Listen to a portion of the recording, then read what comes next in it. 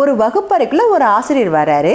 அவர் டேபிள்ல ஒரு கண்ணாடி டம்ளர்ல தண்ணியோட இருந்துச்சு. இப்போ அந்த மாணவர்கள்ட்ட கேட்குறாரு ஆசிரியர், இந்த கண்ணாடி டம்ளர் எவ்வளோ வெயிட் இருக்கும் அப்படின்னு சொல்லி கேட்குறாரு. ஒவ்வொரு மாணவர்களும் ஒவ்வொரு வெயிட் சொல்கிறாங்க. உடனே ஆசிரியர் சொல்கிறாரு, இப்போ அது கேள்வி இல்லை அப்படின்னு சொல்லிட்டு அந்த கண்ணாடி டம்ளரை எடுத்து தன்னோட கையில் வச்சு காட்டுறாரு. இந்த கண்ணாடி டம்ளரை இப்போ என்னோட கையில் இருக்குது, இப்படியே இருந்தால் என்ன ஆகும் அப்படின்னு சொல்லி கேட்குறாரு. அதுக்கு உடனே மாணவர்கள்லாம் சொல்கிறாங்க, ஒன்றுமே ஆகாது சார் அப்படின்னு சொல்லி சொல்கிறாங்க. சரி, கரெக்டாக சொன்னீங்க. இது நான் 1 மணி நேரம் இந்த கண்ணாடி டம்ளரை என்னோட கையில் வச்சுருந்தா என்ன ஆகும் அப்படின்னு சொல்லி கேட்குறாரு. கை வலிக்கும் சார் அப்படின்னு சொல்லி சொல்கிறாங்க மாணவர்கள்லாம். கரெக்டாக சொன்னீங்க.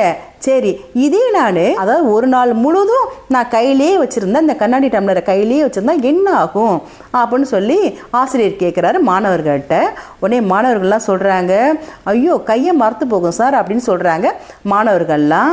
கரெக்டாக சொன்னீங்க. இப்போ நான் மறுத்து போகாமல் இருக்குன்னா நான் இந்த கண்ணாடி டம்ளரை என்ன பண்ணணும் அப்படின்னு சொல்லி கேட்குறாரு. ஒன்று, இந்த கண்ணாடி டம்ளரை நீங்கள் மேஜில் வச்சுட்டா உங்கள் கை மறுத்து போகாது சார், கை வலிக்காது அப்படின்னு சொல்லி மாணவர்கள்லாம் சொல்கிறாங்க. இப்போ அந்த ஆசிரியர் சொல்கிறாரு, எப்படி நம்ம அந்த கண்ணாடி டம்ளரை வெயிட்டு தாங்காமல் கீழே வைக்கிறோமோ அதே போல் மனிதர்களோட மன சுமையும் மனவேதனையும் மனசுலேயே வச்சுருந்தோம்னா மனசு வலிக்க ஆரம்பிச்சிடும்.